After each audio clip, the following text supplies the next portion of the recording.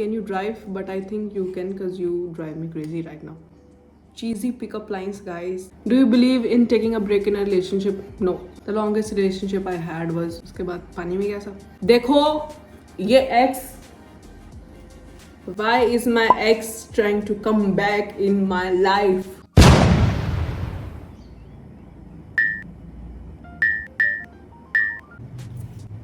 Mic drop, you guys. Let's end this session with this cutest confession I have ever heard.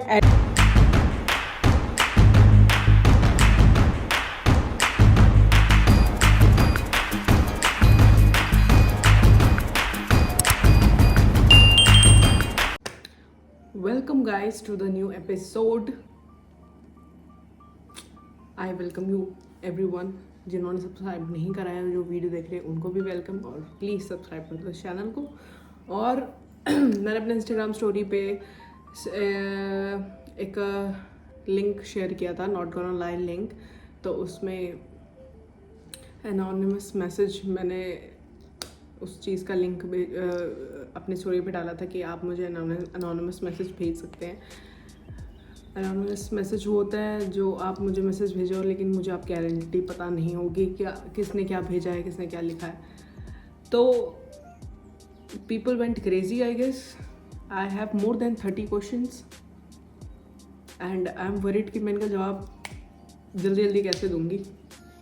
But let's go, क्योंकि questions बहुत interesting है. हालांकि ये चीज़ questions के लिए नहीं थी, मैसेजेस थे.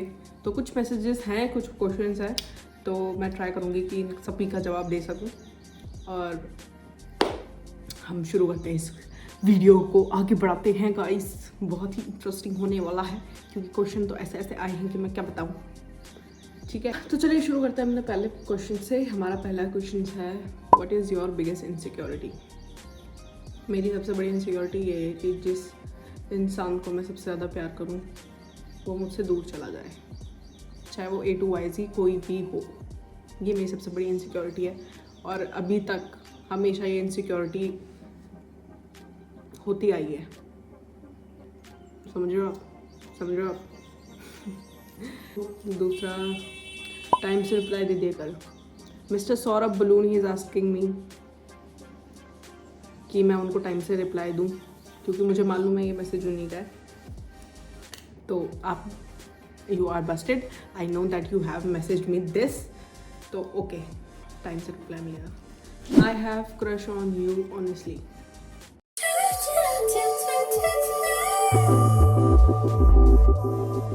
What's your greatest regret.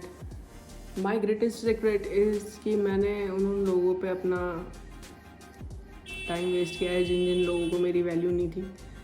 उन लोगों पे अपने एफर्ट दिखाए हैं जिन जिन लोगों ने मुझे अपनी लाइफ में टिकाने के लिए इतनी भर मेहनत नहीं गई. ये मेरा सबसे बड़ा रिग्रेट है, और मुझे ज़िंदगी भर रहेगा. मैंने खट्टी टॉफ़ी खाई है. अनीश भैया is sending me this anonymous message. But Anish भैया, मैंने खट्टी टॉफ़ी खाई है, मेरे प्लेन में सेल ख़त्म हो गया है. ये एक मीम है. तो वो कह रही कि आप मम्मी का ध्यान नहीं रखते हो. मैंने खट्टी टॉफी खाई है.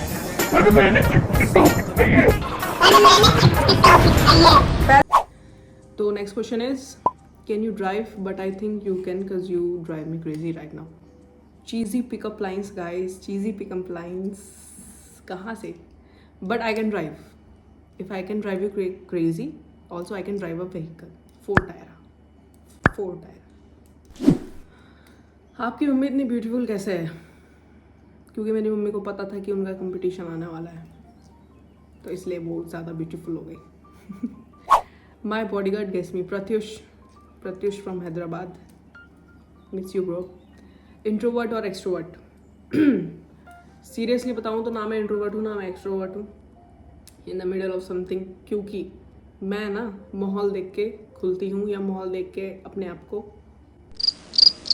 मतलब मैं कोशिश करती हूँ कि जैसा एनवायरनमेंट है मैं भी वैसी रहूँ. अगर सब मेरे सामने 4 लोग इंट्रोवर्ट बैठे और मैं ही चिल्ला रही तो मैं पागल लगूंगी, और मेरे सामने 4 लोग बात कर रहे हैं और मैं चुप रहूँगी तो भी मैं पागल लगूंगी. तो इसलिए मैं माहौल के हिसाब से डिसाइड करती हूँ कि मुझे कैसा होना है. बाकी मेरे मूड के ऊपर डिपेंड है. अगर वाइब्स मिल रही हैं लोगों से तो एक्सट्रोवर्ट होने में कुछ नहीं ज़्यादा, वाइब्स नहीं मिल रही तो इंट्रोवर्ट रहो, उसमें क्या है। Do you believe in taking a break in a relationship? No. मेरे लिए ना रिलेशनशिप एक इम्पॉर्टेंट चीज़ है, ठीक है। पहले तो रिलेशनशिप में ब्रेक लेना मेरे हिसाब से मुझे नहीं पसंद, ना मैं चाहूँगी कि जिनको मैं जानती हूँ वो करें ऐसा। ये ब्रेक लेना, थोड़ा टाइम दे दो, ये सब बकवास होता है।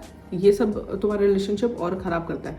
आप रिलेशनशिप को टाइम दे रहे हो तो लोगों का क्या है ना, रिलेशनशिप से ब्रेक लो का मतलब समझते हैं कि अब इस टाइम स्पैन में आप अपनी मर्जी का कुछ भी कर सकते हैं, या दूसरे जेंडर से फ्लर्ट कर सकते हैं, उनसे बात कर सकते हैं, उनके साथ घूमने जाते हैं। ये मतलब नहीं होता है रिलेशनशिप में ब्रेक लेने का। रिलेशनशिप में ब्रेक लेने का मतलब होता है कि आप दोनों कुछ टाइम समय तक बात ना करो, एक दूसरे को स्पेस दो कि इस रिलेशनशिप को ठीक कैसे करोगे, तुम इस बारे में सोचो। तो ये चीज़ मेरे लिए तो बहुत बकवास है, क्योंकि मैं बिलीव नहीं करती ब्रेक लेने में। अगर ब्रेक लेना है तो उससे ब्रेक ख़त्म कर दो। जहाँ इस टाइम पे इस सिचुएशन पे आ गया आपका रिलेशनशिप कि आपको ब्रेक लेना पड़े, तो उससे बड़े उसे ख़त्म कर दो। Not a question but your style is so amazing, thank you. But लिखना चाहिए था ना मेरे स्टाइल में क्या पसंद है, तो और भी मज़ा आता। बेटर अलोन और with someone else? I guess better alone, क्योंकि आजकल आप अगर किसी के साथ हो तब भी आप अलोन फील कर रहे हो, इससे बढ़िया आप खुद ही अकेले रहो। क्या फ़ायदा कि आप किसी के साथ भी हो तब भी आपको, समझ रहे हो आप, तब भी आपको कोई ऐसा लग नहीं रहा है कि कोई है आपके साथ, कोई वैल्यू कर रहा है आपको। तो इससे बढ़िया अकेले रहो। आई am better alone.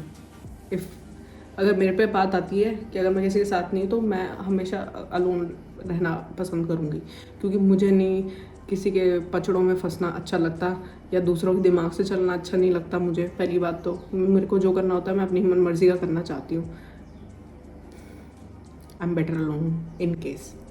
Do first impression matter? No. ऐसे कितने लोग हैं कि जिनसे मैं पहली बार मिली हूँ, मेरी सोच क्या थी, और जिनसे मैं अब 10वीं बार उसी सेम बंदे से मिल रही हूँ, तो अब मेरी सोच बिल्कुल बदल गई है। तो फर्स्ट इम्प्रेशन मैटर नहीं करता मेरे हिसाब से। तो मुझे कोई लेना देना नहीं है फर्स्ट इम्प्रेशन से, क्योंकि ऐसा होता है ना, आदमी को जानने में थोड़ा टाइम लगता ही है। आप पहले दिन किसी को मिल के 5-10 मिनट आप किसी को जान नहीं सकते। क्या पता आप जो आदमी से, जैसे आप किसी से मिल रहे हो इंसान से, वो दिखने में अच्छा है, फिर 4 दिन बाद पता चले इसके ऐसे हरकतें हैं।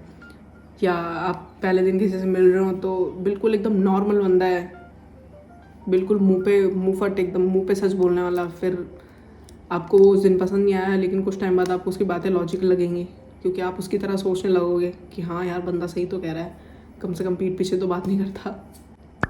बिगेस्ट गोल मेरा बिगेस्ट गोल, मैं ये बोलूँगी, मेरा बिगेस्ट गोल ये है कि मैं अपनी मम्मी को नौकरी छुड़वा दूँ, और वो उसके लिए जिस दिन वो हो जाएगा ना, उस दिन आएगा ज़िंदगी में मुझे असली मज़ा। Longest relationship, the longest relationship I had was 4 years, 4 साल, 4.5 साल बस। उसके बाद पानी में गया सब। Need advice on how to leave. पहली बात तो आपको इस झांसे में नहीं आना चाहिए था। दूसरी बात, अगर आप आ गए हो तो इतना गट्स, इतना सेल्फ रिस्पेक्ट और इतने स्ट्रॉन्ग आप होने चाहिए हो कि आप ऐसी छोटी छोटी चीज़ों से अपने आप को बाहर निकाल सको, क्योंकि ये आजकल के टाइम पे कोई बड़ी बात नहीं है। तो you have to think before you do something, specially in a relationship. If you are getting in a relationship with someone and after that you got to know that he is not the right guy and something else, so be strong enough to leave it. That's it. Moving on is hard.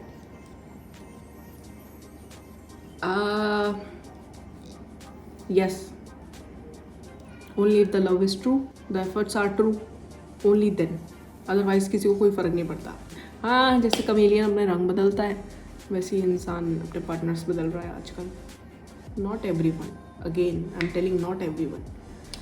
तो moving on is hard only for those जिन्होंने अपना 100% दिया है अपने दिल से सामने वाले बंदे के साथ। मतलब वो पूरे अपने एंड तक जो उसकी लिमिट है उसने वो क्रॉस करी है उसका साथ देने में, ये सिर्फ उनके लिए हार्ड है, वरना किसी को नहीं फ़र्क पड़ेगा।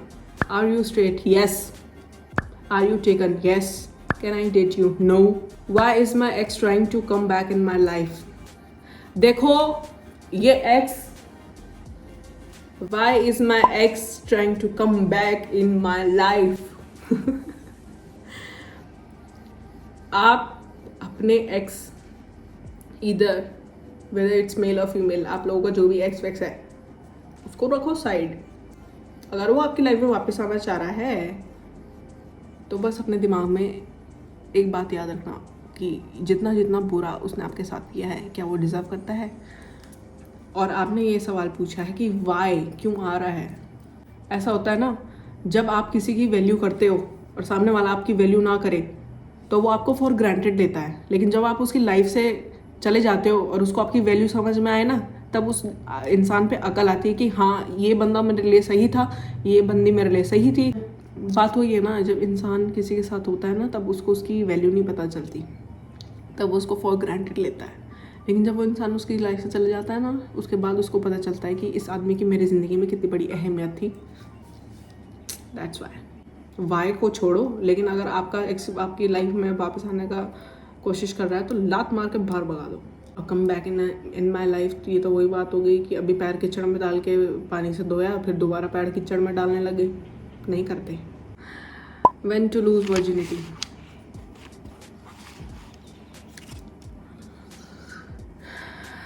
When to lose virginity का मैं कोई आंसर नहीं दूंगी, क्योंकि सबका अलग अलग थॉट प्रोसेस होता है इस टॉपिक के बिहाफ में, तो मैं इस चीज़ में कुछ नहीं बोलना चाहूँगी।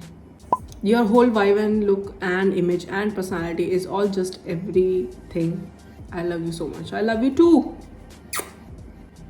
You look more better with me. You wish. You look more better with me. Biggest red flags in a guy.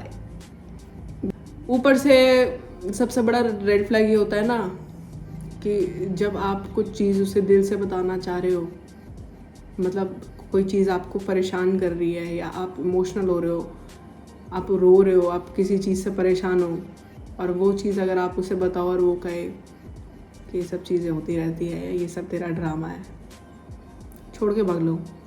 जो आपको इमोशनल सपोर्ट नहीं दे सकता ना, वो आपको लाइफ में कभी भी सपोर्ट नहीं दे सकता किसी भी चीज़ का। फाइनेंशियल, फिजिकल और मेंटल सपोर्ट से पहले आता है इमोशनल सपोर्ट। पहले इमोशनल सपोर्ट दो, फिर मेंटल, तीसरा चौथा आपको मालूम है। तो मेरे लिए सबसे बड़ी बात होती है इमोशनल सपोर्ट। अगर कोई मेरे इमोशंस का मजाक उड़ा रहा है ना, मैं अगले दिन से पलट के उसके मुंह में कभी देखूंगी ना। एक आई लव यू था एंड एक आई लव यू टू था, एक गिर गया पानी में तो क्या बचा। गाइस सीरियसली यार, ये क्या है यार guys. Who is your worst enemy? My anger. मेरा गुस्सा मेरा सबसे बड़ा दुश्मन है। वो तो अब ऐसा हो गया कि मैं खुद कंट्रोल करने लग गई हूँ थोड़ा बहुत, तो ठीक रहता है। वरना मेरा गुस्सा सीरियसली मुझे नहीं लगता कि मुझसे ख़राब किसी का होगा, सबको ऐसे ही लगता है। लेकिन अगर ऐसा बाई चांस हो ना कभी भी ज़िंदगी में कि मेरा कोई जो प्योर गुस्सा है वो देखे कोई, अभी तक किसी ने नहीं देखा, लेकिन छोटी छोटी झलकें मेरे मम्मी पापा ने ज़रूर देखी हैं। Go in public and ask a random boy for a coffee. ये तो डेयर हो गया गाइस। मैं कोशिश करूँगी कि इस वीडियो के एंड में मैं ये क्लिप डालूँ ये करके, अगर टाइम मिला आज तो, वरना नेक्स्ट डे पक्का। What do you love about your self? मैं अपने आप में सबसे अच्छी चीज़ ये मानती हूँ कि मैं बिना जाने किसी को भी ऐसे जज नहीं करूँगी। मैं ये चीज़ सबसे ज़्यादा पसंद करती हूँ अपनी। नहीं, मुझे सबसे अच्छी अपनी चीज़ ये लगती है कि मेरे गाल बहुत चबे हैं। मुझे ये अच्छी लगती है सबसे अच्छी चीज़। I kissed my friend's dad.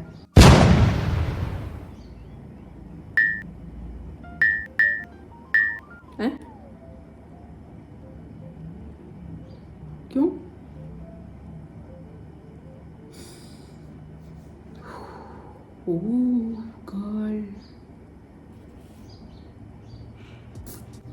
Life में एक ही क्रश रहा है और हमेशा रहेगा, वो हो तुम।